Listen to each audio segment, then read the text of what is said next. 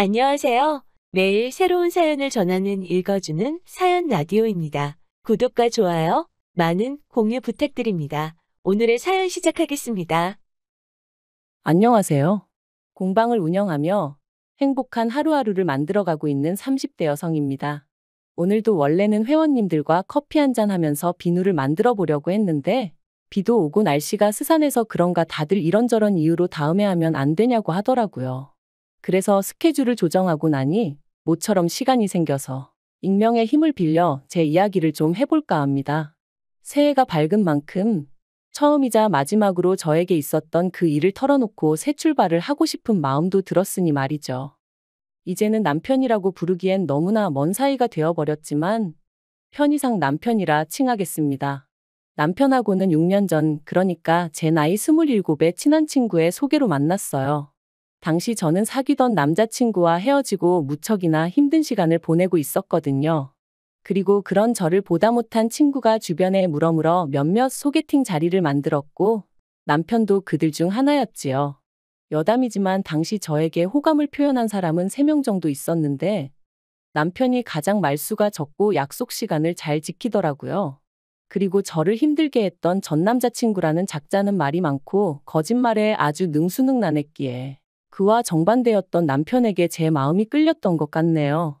적어도 시덥잖은 소리 안 하고 저를 속이지는 않을 것 같았으니까요.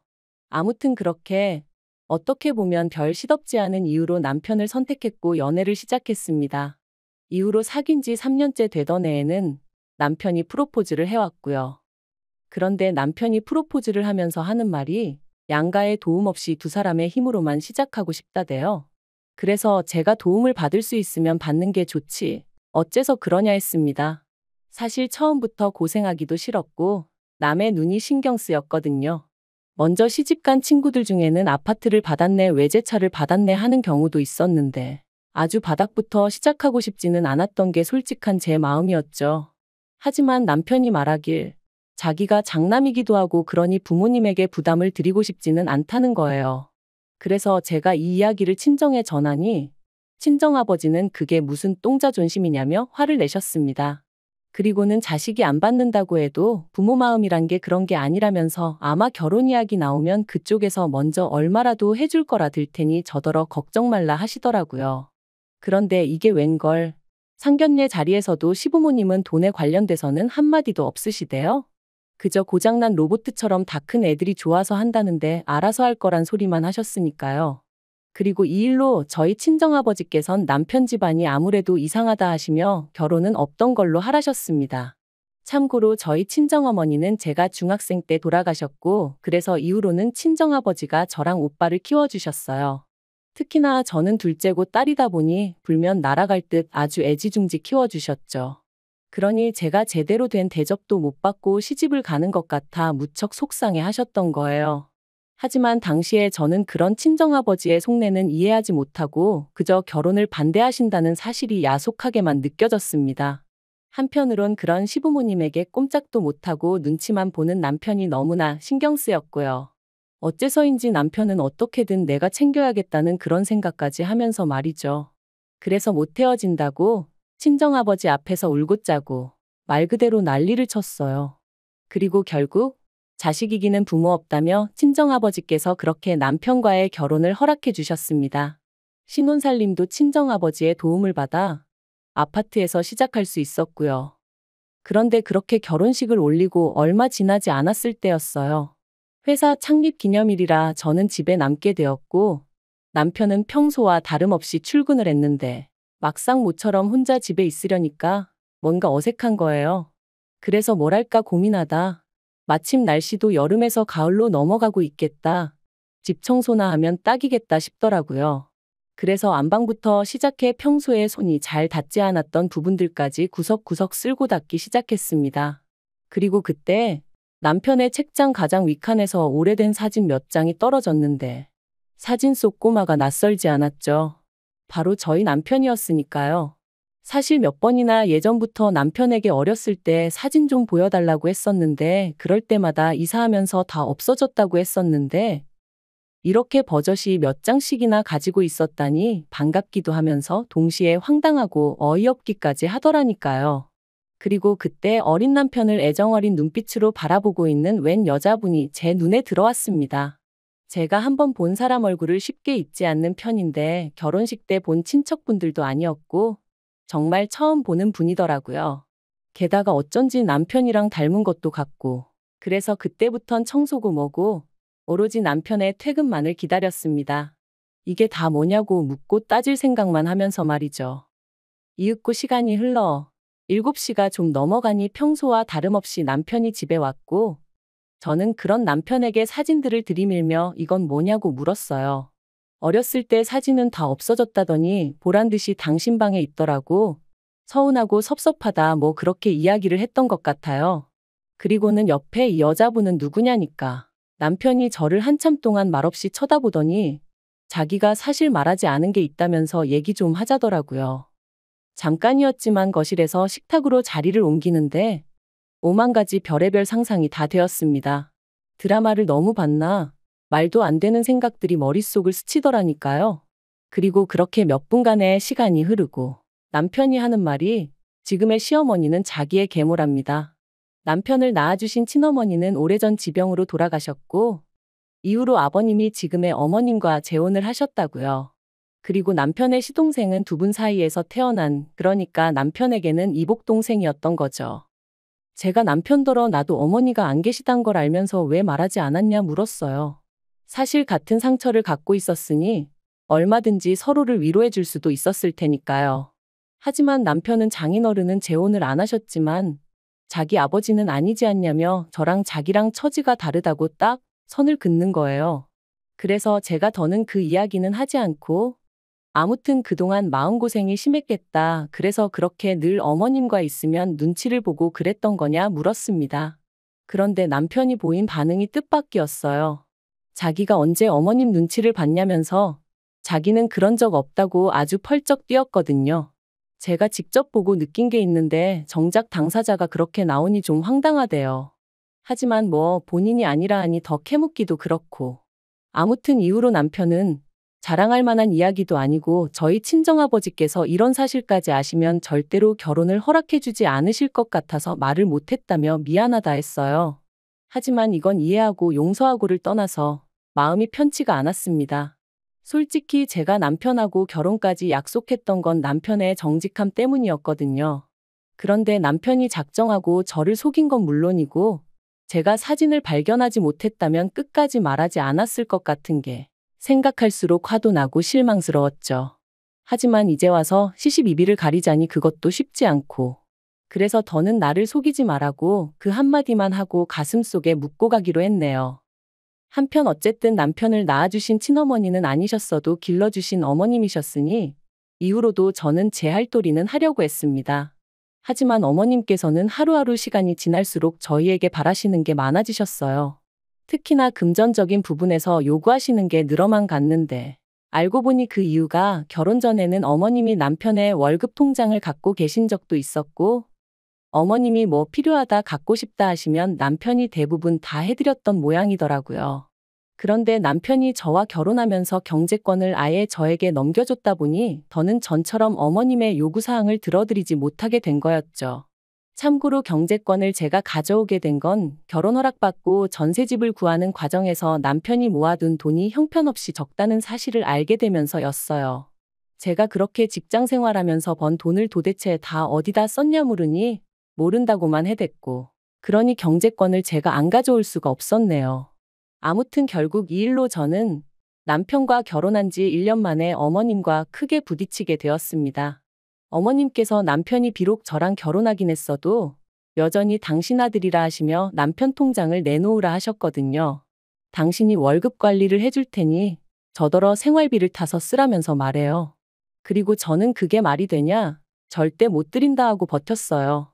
그렇게 남편 주머니 사정이 걱정되시는 거면 결혼하기 전에 좀 챙겨주시지 그러셨냐고 지금은 제가 있으니 안 해주셔도 된다, 관심 끄셔도 된다 쏘아붙였죠. 그랬더니 나중엔 아버님까지 나서셔서는 어디 며느리가 시어머니 말에 토를 다냐 하시며 저를 꾸짖으셨는데 솔직히 두 분 다 제 눈에는 그저 추하고 탐욕스러워 보일 뿐이었습니다. 하지만 더욱 저를 힘들게 했던 건 남편이 보인 반응이었어요.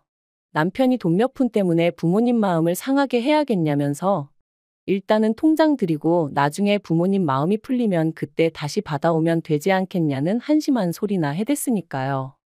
그리고 이후로도 제가 남편을 지켜본 결과 남편은 어머님 아버님, 특히나 그 중에서도 어머님에게 어떻게든 인정을 받고 싶은 욕구가 있어 보였습니다. 이렇게 표현하자면 뭐하지만 어떤 의미로는 짝사랑을 하는 남학생 같았다고 해야 할까요? 어떻게 하면 어머님 마음을 상하지 않게 할까? 어떻게 하면 어머님이 더 좋아하실까? 하지만 어머님이 남편을 대하는 태도는 시동생을 대하는 태도와 비교하면 정말 하늘과 땅 차이였거든요. 가령 온 가족이 모여 식사를 할 때도 남편 앞에는 온통 김치에 나물 반찬, 밥도 어떨 땐 누른밥. 하지만 시동생 밥은 늘 윤기가 잘잘 흐르고 그 앞에는 불고기며 뭐며 누가 봐도 메인 메뉴다 싶은 게 놓여 있었죠. 그래서 한 번은 제가 그 불고기 접시를 가져다 저희 남편 앞에 옮겨놨어요. 그랬더니 대번에 어머님이 저더러 뭐하는 짓이냐고 짜증을 내시길래 저희 남편도 불고기 좋아한다고 했죠. 그러자 어머님이 남편더러 너 이거 좋아하냐고 물으셨는데 남편이 대번에 자긴 안 먹어도 된다면서 저더러 괜히 왜 오바하냐 그러더라니까요. 그리고 이후로도 이와 비슷한 일은 몇 번이나 있었고 그럴 때마다 오로지 어머님 기분만을 살피는 남편을 보고 있자니 안쓰럽고 한편으론 섭섭한 생각에 제 속만 까맣게 타들어갔네요. 하지만 그럼에도 불구하고 저는 그런 남편을 어떻게든 지켜주고 싶었어요. 남편에게 진짜 가족이 뭔지 알려주고 싶었죠. 하지만 남편은 끝까지 제 마음을 알아주지 않았는데 재작년 여름이었습니다. 모처럼 고향에서 열리는 동창회에 다녀오신다며 친정아버지께서 1박 2일로 여행을 떠나셨어요. 평소라면 차를 가져가셨을 테지만 그날은 어째서인지 고속버스를 타고 가신다 하셨죠. 그런데 이튿날 이제 곧 버스 탄다는 통화를 마지막으로 세상을 떠나셨습니다. 운전기사가 졸음운전을 하다 그만 중앙분리대를 들이받았고 그대로 반대편에서 오는 덤프트럭과 부딪혔다나요? 뉴스에도 나왔을 정도로 큰 사고였고 저도 친정오빠도 제정신이 아니었어요. 평소에도 누구보다 건강관리에 힘쓰시던 아버지셨기에 그렇게 허무하게 세상을 떠나실 거라곤 꿈에도 생각해 본 적이 없었으니까요. 솔직히 그때 일을 다시 떠올리기란 지금도 너무 괴로울 뿐입니다. 아버지 장례식까지 시간이 어떻게 흘러간 건지 무척이나 슬펐다는 것 말고는 다른 건 아무것도 떠오르지 않을 정도로요. 어느덧 장례가 마무리되고 친정오빠가 나서서 아버지 사망신고부터 시작해서 법적인 부분을 정리해 주었어요. 그리고 오빠와 제가 아버지 재산을 반반씩 물려받게 되었는데 보험금까지 더해지면서 거진 7억 가까이 되는 큰 돈을 받게 되었더라고요. 저는 이 일을 마음 같아선 남편에게조차 비밀로 하고 싶었습니다. 하지만 그게 마음먹은 대로 쉬운 일은 아니었어요. 그래서 남편에게 당신만 알고 있고 시부모님이나 시동생에게는 꼭 비밀로 하라고 신신당부를 했는데 설마 했더니 역시나 지켜지지 않았습니다. 남편이 알게 되고 일주일도 지나지 않아 어머님이 연락을 해오셨거든요. 그것도 처음 들어보는 세상 다정한 목소리로 말해요. 어머님은 이제껏 며느리랑 데이트 한번 못 해봤다는 너스레를 떠시며 저더러 만나자 하셨습니다. 그런데 막상 카페에 도착하니 그 자리엔 어머님만 나와 계신 게 아니었어요. 아버님도 시동생도 그리고 심지어 남편까지 나와 있었거든요. 어머님은 단도직입적으로 이야기하겠다 하시더니 사돈이 재산을 꽤 많이 남기셨다 들었다며 저더러 앞으로 그 돈으로 뭘 할 거냐 물으셨습니다. 저는 아무것도 안 할 거라고 대답했고요. 실제로 당시엔 돈이고 뭐고 계획을 세우고 그럴 만한 마음의 여유도 없었던 게 사실이었죠. 그런데 제 말뜻을 어머님은 어떻게 이해를 하신 건지 그럼 잘 되었다 하시면서 그중 3억을 당신한테 달라셨습니다. 어이가 없어서 왜 그러시냐고 물으니 시동생 장가도 가야 하고 당신들 사는 아파트도 너무 낡아서 이사를 갈까 하신다나요? 황당해서 그러니까 그 돈을 왜 저한테 달라시냐고 물었어요. 그랬더니 어머님이 남편을 쳐다보시면서 그러면 맏며느리가 돼서는 이 집에 돈 필요한 사람이 이렇게 많은데 그 큰 돈을 쥐고 모른 척 할 거냐는 거예요. 그리고 그런 어머님의 말씀이 끝나기가 무섭게 남편이 저를 바라보면서 저더러 저답지 않게 왜 그러냐고 가족끼리 돕고 살아야지 그러는데 제가 남편더러 이게 가족끼리 돕는 것 같이 보이냐 되물었어요. 지금 어머님 눈에는 당신은 호구로 보이고 나는 그 호구 마누라로 보이니까 저러시는 거라고 덧붙이면서요. 그랬더니 남편이 저더러 말 조심하라대요. 제가 더 들을 것도 없다고 먼저 일어나겠다 했습니다. 그리고는 자리에서 일어나는데 순간 어머님이 저더러 지 애비 목숨값이라 아깝다 이거지? 그러시더라고요. 아무리 저희 친정아버지가 돌아가셨다지만 지애비는 뭐고 목숨값은 뭐란 말인가요? 순간 저도 눈이 뒤집어져서는 말이라고 아무렇게나 짓거리지 마시라 해버렸어요. 그랬더니 순식간에 남편이 제 뺨을 때렸습니다. 카페 안에 있던 사람들이 짝 소리를 듣고는 놀라서 저희를 바라보곤 웅성웅성 거리더라고요. 그리고 저도 더는 참을 수가 없어서 똑같이 남편 뺨을 때렸습니다. 마음 같아선 어머님 뺨을 날리고 싶었지만 보는 눈이 많아서 차마 그럴 순 없었네요.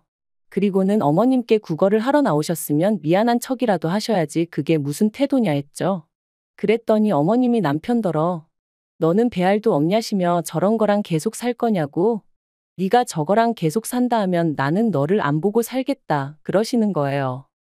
평소에 어머님이 매번 시동생만 챙기시고 남편은 무시하시는 게 꼴보기 싫어서 제가 더더욱 남편을 살뜰히 챙겼던 게 사실이에요. 그러니 아마도 어머님은 제가 남편을 엄청나게 좋아한다고 생각하셨던 모양입니다. 남편 없이는 못 산다 그렇게 오해를 하셨는지도 모르겠어요. 그러니 남편에게 저랑 살지 말라 하면 제가 남편한테 매달리기라도 할 줄 아셨던 건지. 하지만 솔직히 말해서 언젠가부턴 남편을 사랑한다기보단 인간 대 인간으로 안쓰러워서 챙긴 게 더 컸거든요.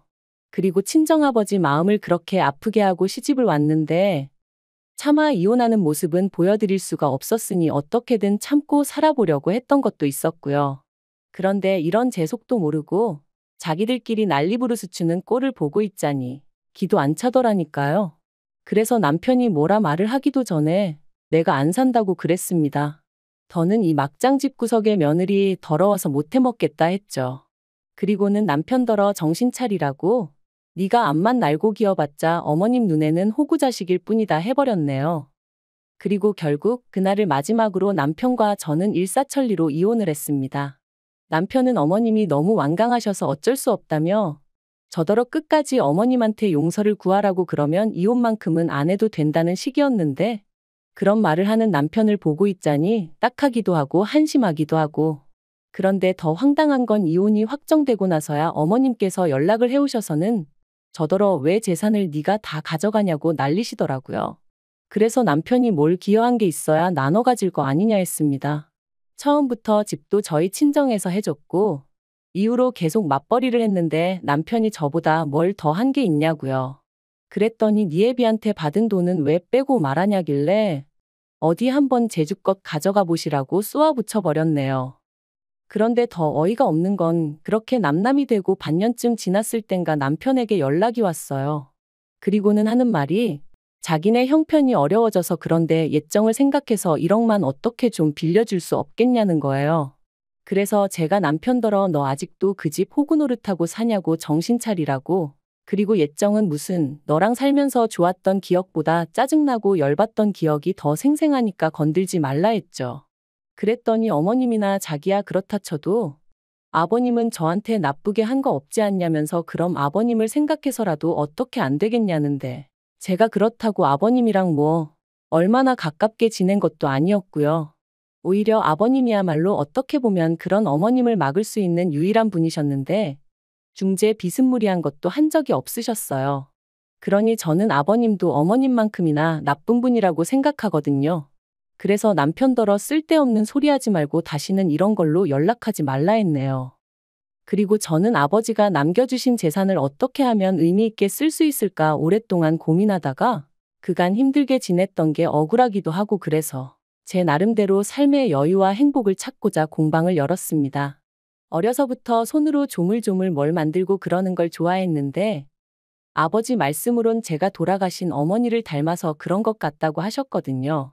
그래서 공방 일을 할 때면 그리운 부모님과 같이 있는 기분이 들기도 해요. 한편 다행히도 오픈 직후부터 지인들의 입소문 덕분에 회원들이 조금씩 늘어서 저 하나 먹고 살 만큼은 벌고 있어요. 이만하면 하늘에 계신 부모님도 저를 보고 크게 걱정은 안 하시겠죠? 이제 지난 과거는 잊고 앞으로 제가 만들어갈 행복만 생각하며 살겠습니다. 긴 이야기 들어주셔서 감사합니다. 오늘의 사연은 여기까지입니다. 구독과 좋아요, 알람 설정해주시면 앞으로 더 좋은 사연으로 찾아오겠습니다. 감사합니다.